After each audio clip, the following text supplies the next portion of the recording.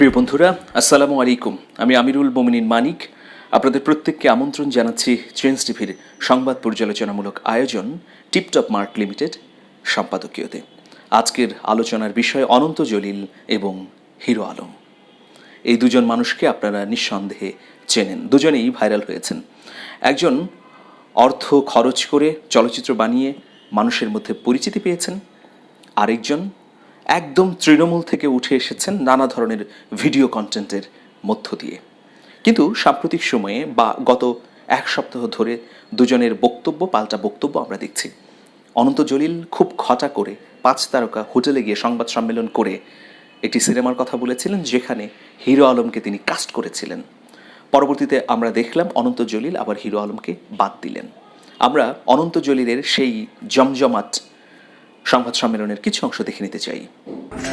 আমি বাচ্চাদেরকে নিয়ে আসছিলাম এক সপ্তাহ আগে।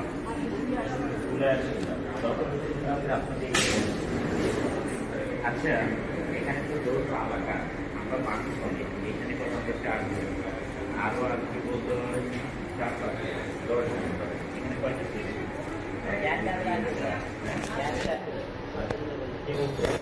আসবে আসবে। অনন্ত জলিল হিরো আলমকে বাদ দেবার পর হিরো আলমের কি প্রতিক্রিয়া ছিল, চলুন সেটিও আমরা দেখি। আমি কিন্তু অনন্ত জলিল ভাই কোনোদিন ফোনও করিনি। ভাই আপনি কথা দিয়েছিলেন আমাকে সিনেমা বানাবেন কি না, কবে? আমি কিন্তু কোনোদিনও জানি ভাই। আপনি এটা মনে করেন না যে আপনি অনন্ত জলিল ভাই দেখে আপনার পিছনে হিরো আলম মনে করেন পায়ের মাথা নত করে আপনি ভাই এটা মনে করেন না যে ভাই আপনি সিনেমা থেকে বাদ দিয়েছেন তাতে হিরো আলমের দুঃখ আছে। আপনি বলছে আমি ঠিক আছে ভাই, সমস্যা নেই, আপনি বাদ দিয়েছেন, আমার কোনো দুঃখ নাই। তবে আপনাদেরকে একটা কথা বলতে চাই যে হিরো আলমকে কিন্তু সবাই কিন্তু ব্যবহার করে।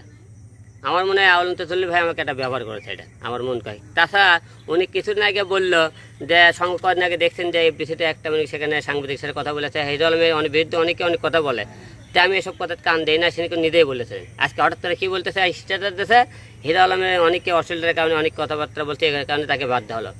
সর্বশেষ ভিডিও বার্তায় হিরো আলম নিজেকে ভারতের অভিনেতা সুশান্ত সিং রাজপুতের সঙ্গে তুলনা করেছেন। তিনি বলেছেন, সুশান্ত সিং রাজপুতকে যেভাবে বঞ্চনার শিকার করা হয়েছে, ঠিক তেমনি তিনিও বঞ্চনার শিকার হচ্ছেন।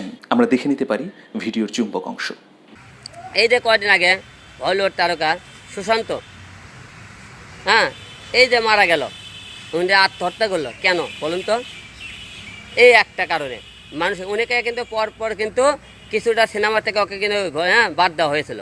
সকল সিনেমা থেকে বাদ দেওয়া কটা সিনেমা থেকে বাদ দেয়, তা মানসিক এই টেনশনের কারণে কিন্তু একটা দিনে আত্মহত্যা করেছে। তাই মানুষ আত্মহত্যা কখন করে? এটার কারণে। আমি হিরো আলম এই জায়গা না হলে আমার মনে হয় অন্য কোনো লোক হলে একদিন আত্মহত্যা করতো। প্রিয় বন্ধুরা, আমরা দেখে নিলাম এখন অনন্ত জলিল বা হিরো আলম আমাদের সংস্কৃতিতে কি ভূমিকা পালন করছেন। তারা আমাদের সংস্কৃতিতে কি কোনো অবদান রাখতে পারছেন? কেন তারা পারছেন না? কোথায় তাদের ঘাটতি?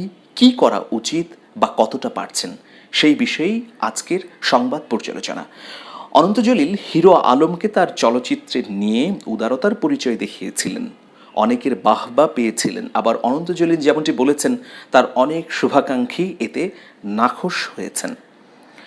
অনন্ত জলিলের উচিত ছিল তার ফেসবুকে বা ফেসবুক পেজে একটি জরিপ চালানো, যে তিনি হিরো আলমকে তার সিনেমার নায়ক হিসেবে নিতে চান, এর পক্ষে মানুষের সমর্থন আছে কিনা। তাহলে তিনি আগেই একটা মতামত পেয়ে যেতেন জনগণের এবং তার শুভাকাঙ্ক্ষীদের। সেটি না করে তিনি সরাসরি সংবাদ সম্মেলন করেছিলেন। ঘোষণার পর আবার বাদ দিয়েছেন হিরো আলমকে। এটি আসলে আমার দৃষ্টিতে যথাযথ হয়নি। এর মধ্য দিয়ে হিরো আলম অপমানিত হয়েছে। আমি যদি একদম গ্রামের ভাষায় বলি যে গরম ভাত একজনের সামনে দেবার পর কিছুক্ষণের মধ্যেই তা সরিয়ে ফেলা হয়েছে, এইরকম একটি ঘটনা। সুতরাং অনন্ত জলিলকে অবশ্যই এই বিষয়ে সতর্ক থাকার প্রয়োজন ছিল ঘোষণা দেবার আগেই। দ্বিতীয় বিষয় হচ্ছে যে হিরো আলম তিনি নানা কারণে বাংলাদেশের সাহিত্য সংস্কৃতিতে এই মুহূর্তে আলোচিত একজন মানুষ। হিরো আলম বা অনন্ত জলিল দুজনেই কিন্তু ট্রলের শিকার হয়েছেন বহুবার। যে কোনো মানুষ ট্রলের শিকার হতে পারেন। যারা পরিচিত সামাজিক যোগাযোগ মাধ্যমে বা বাংলাদেশে, তারা প্রত্যেকেই কোনো না কোনোভাবে ট্রলের শিকার। ধরুন, আমাকে যারা চেনেন এর মধ্যে কিছু সংখ্যক হেটার্স আছে, তারা আমার সম্পর্কে বলে যে কি শুদ্ধ উচ্চারণ করে কথা বলে, কি চিবিয়ে চিবিয়ে কথা বলে। এই ধরনের কথা বলেও কিন্তু আমাকে ট্রল করে। আমি যে শুদ্ধ উচ্চারণে কথা বলি এটাই অনেকে বলে আর্টিফিশিয়াল, কৃত্রিম, কিন্তু আমি কিন্তু সত্যিকার অর্থেই সবসময় এইভাবেই কথা বলি। যাই হোক, অনন্ত জলিলকে নিয়ে প্রচুর ট্রল হয়েছে। অসম্ভবকে সম্ভব করার নামই অনন্ত জলিল, এই ট্রলটা তো খুব পরিচিত, আপনারা জানেন প্রিয় বন্ধুরা। এটি কিন্তু আসলে ব্যঙ্গ বা বিদ্রুপাত্মক অর্থেই ব্যবহার করা হয়। অসম্ভবকে সম্ভব করার নামই হচ্ছে বা কাজই হচ্ছে অনন্ত জলিলের। আসলে কি অসম্ভবকে সম্ভব করা যায়? সব অসম্ভব কি সম্ভব হয়? না। আর অন্যদিকে আমরা যদি দেখি হিরো আলমের কাজগুলো, হিরো আলমের কাজগুলো নিয়ে বিতর্ক আছে, বা হিরো আলমের কাজগুলো আসলে স্মার্ট কাজ নয়, এটাই তার বিরুদ্ধে মোটা দাগে বা বড় অভিযোগ। আরেকটা অভিযোগ, হিরো আলম তার কাজগুলোর মধ্য দিয়ে অশ্লীলতাকে ছড়িয়েছেন। প্রথমে আমি আসব অনন্ত জলিলের কাছে। আমার খুব ঘনিষ্ঠ কয়েকজন বন্ধু বান্ধব, তারা নিয়মিতই যোগাযোগ করেন অনন্ত জলিল সাহেবের সঙ্গে। তারা অনন্ত জলিলের খুব কাছের মানুষ। আমি তাদের কাছ থেকে অনেকগুলো তথ্য বিভিন্ন সময়ে পেয়েছি, এখনও পাচ্ছি। অনন্ত জলিল কখনোই অর্থ আয়ের জন্য চলচ্চিত্র বানাননি। তার একটা স্বপ্ন ছিল তিনি বাংলাদেশের চলচ্চিত্র অঙ্গনের নায়ক হবেন, পরিচিত হবেন মানুষের মধ্যে, সুনাম হবে তার। এজন্যেই তিনি মূলত কোটি কোটি টাকা সিনেমার জন্যে ব্যয় করেছেন। আনুমানিক ধরুন তিনি 100 কোটি টাকা এ পর্যন্ত চলচ্চিত্রের জন্য ব্যয় করেছেন। তার কত টাকাই বা উঠে এসেছে? 2-3 কোটির বেশি না নিশ্চয়ই। কিন্তু এগুলোর মধ্য দিয়ে তিনি তার পরিচিতির ব্যাপ্তিটা বাড়িয়েছেন। ওই পরিচিতির ব্যাপ্তিটা তার হয়তো ব্যবসারও কাজে লেগেছে। যাই হোক, সেই দিকে আমি যাচ্ছি না। বাংলাদেশ চলচ্চিত্র সাংবাদিক সমিতির একজন সদস্য হিসেবে এবং একজন সংস্কৃতি কর্মী হিসেবে আমি যে পর্যবেক্ষণটা করি সেটাই তুলে ধরতে চাই। অনন্ত জলিলের এই যে সামর্থ্য, এটি অবশ্যই ইতিবাচক। বাংলাদেশের চলচ্চিত্রের জন্যে এই সামর্থ্য দিয়ে একটা সুবর্ণক্ষণ আসতে পারে। সেই জন্যে আমি প্রথমত অনুরোধ করব, অনন্ত জলিল ভাই, আপনি যে চলচ্চিত্রগুলো বানিয়েছেন সেগুলো দিয়ে আপনি তথ্য প্রযুক্তির একটা নমুনা বাংলাদেশের মানুষের সামনে উপস্থাপন করেছেন। এটি প্রশংসার দাবিদার, যতটুকু আপনি পেরেছেন করেছেন। তবে বোদ্ধা চলচ্চিত্র ব্যক্তিরা সবসময়ই আপনার সিনেমাগুলো নিয়ে বলেন, যদি ভালো পরিচালকের হাতে এই প্রযুক্তি এবং অর্থ পড়তো তাহলে এই সিনেমাগুলো কালোত্তীর্ণ হয়ে যেতে পারত। আপনার সিনেমার অধিকাংশ পরিচালকই ছিলেন আনকোরা বা নতুন, ফলে আপনি যা চেয়েছিলেন সেটা হয়তো পর্দায় পরিপূর্ণভাবে উপস্থাপিত হয়নি। আর হিরো আলম আসলে প্রান্তিক জায়গা থেকে উঠে এসেছে, এটি অবশ্যই প্রশংসার যোগ্য। সমাজের একজন মানুষ যিনি একদম প্রান্তিক জায়গা থাকেন, যাকে সহযোগিতা করবার কেউ নেই, যার অর্থ নেই, প্রতিপত্তি নেই, ক্ষমতা নেই, তিনি যে সংগ্রাম লড়াই করে যখন উপরে উঠে আসেন তখন সেটা আলাদা গুরুত্ব বহন করে। এই দিক দিয়ে হিরো আলম অসাধারণ, কারণ একদম নিম্ন মধ্যবিত্ত পরিবার থেকে উঠে এসেছেন। অভিনয়ের কোনো প্রশিক্ষণ নেই, না নেই উচ্চারণের কোনো দক্ষতা, নেই কোনো প্রাতিষ্ঠানিক শিক্ষা। এইরকম একটি জায়গা থেকে ট্রল হতে হতে সামাজিক যোগাযোগ মাধ্যমে তার কন্টেন্টগুলো ছড়িয়ে যাবার কারণে তিনি পরিচিতি পেয়েছেন। এটিকে অবশ্যই স্বাগত জানাই। কিন্তু হিরো আলমের যে সমস্যাগুলো সেইগুলো নিয়ে আমি কথা বলবো। তার আগে অনন্ত জলিল সম্পর্কে বলতে চাই, আপনার এই চলচ্চিত্রগুলোর মধ্য দিয়ে হয়তো আপনার পরিচিতির পরিধি বেড়েছে, কিন্তু এখনও আমরা মোটা দাগে বলতে পারি না যে বাংলাদেশের সিনেমা জগতে উল্লেখযোগ্য অবদান রেখেছে এই সিনেমাগুলো। আপনার কাছে আমাদের প্রত্যাশা, একজন সংস্কৃতি কর্মী হিসেবে এবং বাংলাদেশ চলচ্চিত্র সাংবাদিক সমিতির সদস্য হিসেবে প্রত্যাশা হচ্ছে, আপনি যদি আপনার এই অর্থনৈতিক ক্ষমতাটা ব্যবহার করে হাঙ্গর নদী গ্রেনেড বা ওরা 11 জনের মতো সিনেমা বানান, তাহলে আমাদের ইতিহাস ঐতিহ্যের জন্যে খুবই কাজে লাগবে। আপনি ইরানের সঙ্গে কাজ করছেন, কিন্তু আপনি যদি ইরানের চলচ্চিত্র পরিচালক মজিদ মাজেদিকে নিয়ে কোনো কাজ করেন, সেটি অসাধারণ সংযোজন হবে আমাদের চলচ্চিত্রের জন্য। এই কথাগুলো, এই পরামর্শগুলো আপনাকে কেউ দেবে না। আপনি যেহেতু স্মার্ট টেকনোলজি ব্যবহার করছেন, তাহলে পরিচালনার ক্ষেত্রটার দিকে কেন জোর দিচ্ছেন না, যারা বৈপ্লবিক পরিবর্তন করে ফেলতে পারে? অন্যদিকে হিরো আলমকে আমি বলবো, আপনাদের মধ্যে যে দ্বন্দ্ব সংঘাত থাকুক না কেন, ব্যক্তিগতভাবে আপনার প্রতি আমার পরামর্শ, আপনি বাংলাদেশের মানুষের কাছে চেনা মুখ হয়ে উঠেছেন, এটা অবশ্যই আপনার জন্য প্লাস পয়েন্ট, ইতিবাচক। কিন্তু এখন নিজেকে পরিবর্তন করতে হবে, নিজেকে স্মার্ট জায়গায় উপস্থাপন করতে হবে। আপনার যে গানটি একজন দর্শক দেখছেন, তিনি কিন্তু সমগ্র বিশ্বের সবচেয়ে স্মার্ট টেকনোলজির ফিল্মও দেখছেন। সুতরাং এই বিষয়টাকে বিবেচনায় আনা উচিত। এখন আমরা হয়তো হিরো আলমকে তুচ্ছ তাচ্ছিল্য করে পরিচিত করাচ্ছি, কিন্তু আমি হিরো আলমকে বলবো যে আপনি সত্যিকার অর্থে যোগ্যতা নিয়ে আমাদের সাহিত্য সংস্কৃতি অঙ্গনে ভূমিকা রাখুন। আপনি অভিনয় শিখুন, আপনি উচ্চারণ শিখুন, আপনি আপনার পোশাক এবং আপনার ফ্যাশনে পরিবর্তন নিয়ে আসুন। তাহলে অবশ্যই আপনাকে নিয়ে যে ট্রল হচ্ছে, নেগেটিভ ভাবে নানা ধরনের মন্তব্য ছড়াচ্ছে, সেগুলো কমে যাবে এবং সত্যিকার অর্থেই আপনার ভূমিকা ঐতিহাসিক এবং কালজয়ী হবে বলে আমি মনে করি। এখন অনন্ত জলিল এবং হিরো আলম দুজনের একটাই সমস্যা, সেটা হচ্ছে যে উচ্চারণগত সমস্যা। জলিল ভাই কোনো প্রাতিষ্ঠানিক শিক্ষা নিয়েছেন কিনা অভিনয়ে আমি জানি না। হিরো আলম তো বলেনি সবসময় যে তিনি কোনো প্রাতিষ্ঠানিক শিক্ষা নেননি। দুজনের কমন প্রবলেম হচ্ছে দুজনেই বাংলা উচ্চারণ যথাযথ শুদ্ধভাবে পারেন না।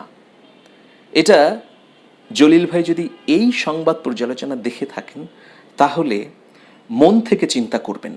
আমি আপনার প্রতি আক্রোশ হয়ে এই মন্তব্যটি করছি না।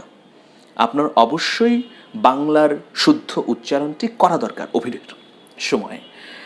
আর হিরো আলম বগুড়ার ভাষায় কথা বলছেন, কোনো সমস্যা নেই। কোনো আঞ্চলিক নাটক যদি হয় তাহলে আপনি বগুড়ার ভাষায় কেন, নোয়াখালীর ভাষায়, সিলেটের ভাষায়, চিটাগাংয়ের ভাষায় বলতে পারেন। কিন্তু যখন আপনি জাতীয় মানের একটি কাজ করবেন, তখন আপনাকে অবশ্যই শুদ্ধ ভাষায়, স্পষ্ট ভাষায় বক্তব্য উপস্থাপন করতে হবে বা কথা বলতে হবে। আপনি ইন্টারভিউ দিচ্ছেন, আপনি বিভিন্ন অনুষ্ঠানে হাজির হচ্ছেন, সেখানে আপনার বক্তব্যগুলো আঞ্চলিক ভাষায় আসছে, যেগুলো দৃষ্টিকটু মনে হচ্ছে। শুদ্ধ ভাষাটা অবশ্যই জানতে হবে, যেখানে আঞ্চলিকতার প্রয়োজন সেখানে ব্যবহার করতে হবে। আমরা একটু অনন্ত জলিল ভাইয়ের অভিনয়ের অংশ দেখতে চাই, যেখানে তার উচ্চারণের সমস্যা আছে। চলুন। স্ট্রাগল করতে করতে বিজনেস শুরু করছে, সেই ছোট বিজনেস অবস্থায় সে মরে যাচ্ছে, বা তার প্রতিষ্ঠান ছোট থেকে হয়তো অল্প একটু বড়তে নিয়ে যাচ্ছে। স্ট্রাগল করতে করতে বিজনেস শুরু করছে। আমরা একটু হিরো আলমেরও উচ্চারণ দেখে নিতে চাই, তারটা যদিও আমরা জানি। চলুন। বা আপনি সামনে আবার নতুন অবশ্যই 2টা সিনেমা সাইন করতেছে, আপনার নাম বলবেন না, 2-4 ভিতরে আপনি ঘোষণা দেবেন নতুন সিনেমার কার আবার সাইন করতেছে। ঠিক আছে, সবাইকে আপনাকে অর্ধেক কমিউনিস্ট শুভেচ্ছা। ঠিক আছে, সবাইকে আপনাকে অর্ধেক কমিউনিস্ট শুভেচ্ছা। তাহলে আমরা মোটা দাগে কি দেখছি, যে দুজনেরই উচ্চারণের সমস্যা রয়েছে।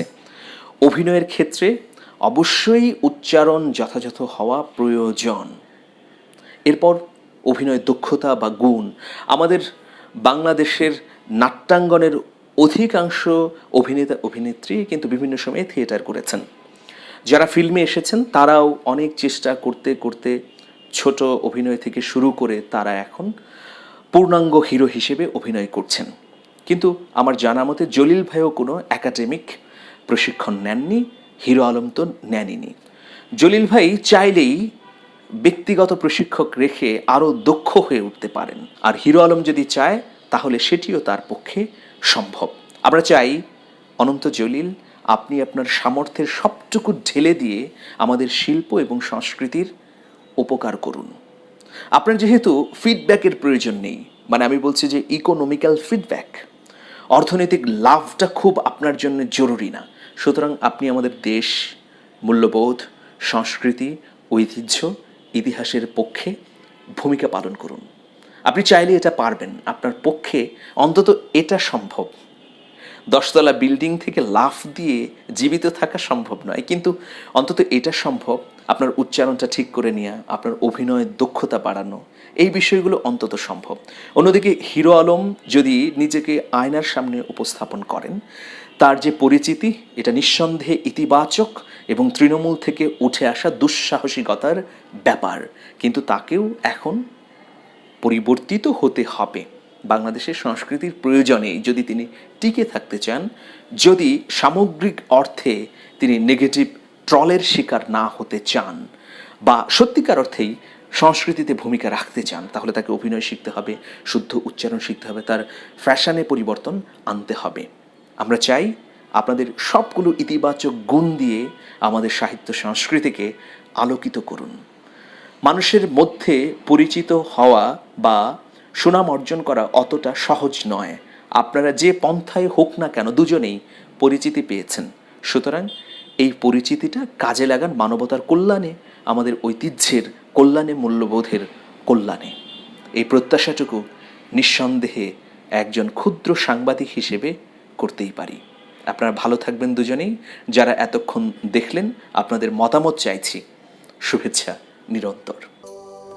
সেলফ কোয়ারেন্টিন অথবা ঘরবন্দি থেকে হাঁপিয়ে উঠেছেন, নিজের ত্বক নিয়ে দুশ্চিন্তাগ্রস্ত, কিন্তু ভুলে গেলে কি চলবে টিপটপ মার্টের কথা?